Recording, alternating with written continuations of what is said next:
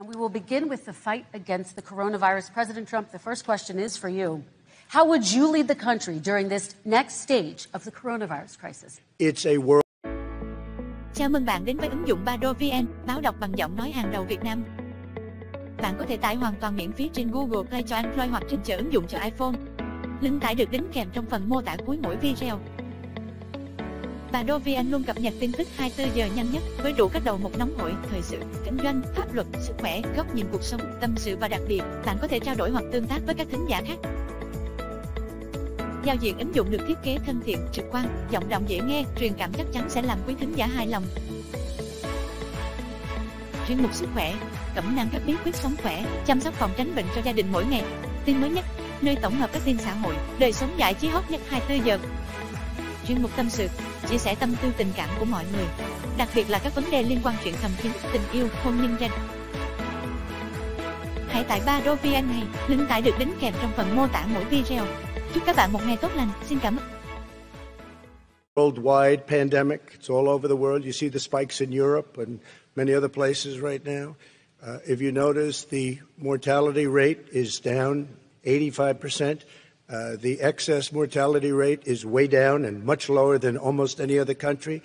And we're fighting it, and we're fighting it hard. There is a spike. There was a spike in Florida, and it's now gone. There was a very big spike in Texas. It's now gone. There was a very big spike in Arizona. It's now gone.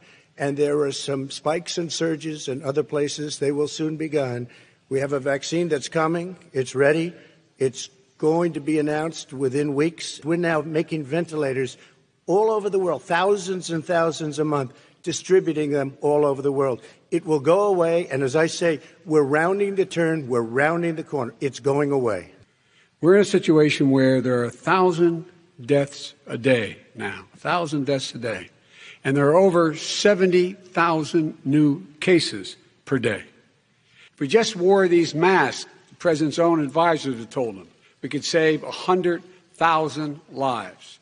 And we're in a circumstance where the president thus far and still has no plan, no comprehensive plan.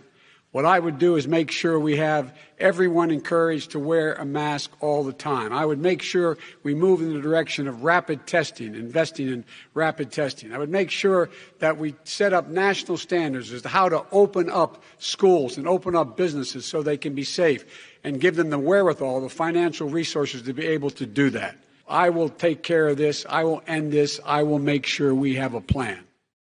Regeneron, you also said a vaccine will be coming within weeks. Yes. Is that a guarantee? No, it's not a guarantee, but it will be by the end of the year. But I think it has a good chance. There are two companies, I think, within a matter of weeks, and it will be distributed very quickly. Mr. Vice President, you suggested you would support new shutdowns if scientists recommended it. What do you say to Americans who are fearful that the cost of shutdowns, the impact on the economy, the higher rates of hunger, depression, domestic and substance abuse outweighs the risk of exposure to the virus? What I would say is I'm going to shut down the virus, not the country. It's his ineptitude that caused the country to have to shut down in large part. Why businesses have gone under, why schools are closed, why so many people have lost their living. You need standards. Everybody says, slow up, more social distancing. Do not open bars and do not open gymnasiums. Do not open until you get this under control, under more control. But when you do open, give the people the capacity to be able to open and have the capacity to do it safely. For example, schools. Schools, they need a lot of money to open. They need to deal with ventilation systems. They need to deal with smaller classes, more teachers, more pods. And he's refused to support that money. We have to open our country. We're not going to have a country. You can't do this. We can't keep this country closed. This is a massive country with a massive economy. People are losing their jobs. They're committing suicide. There's depression, alcohol, drugs at a level that nobody's ever seen before. There's abuse, tremendous abuse. We have to open our country. Simply not true. We ought to be able to walk and chew gum at the same time. We ought to be able to safely open, but would they need resources to open? You need to be able to, for example, if you're going to open a business, have social distancing within the business. You need to be in a position where you can take testing rapidly and know whether a person is, in fact, infected.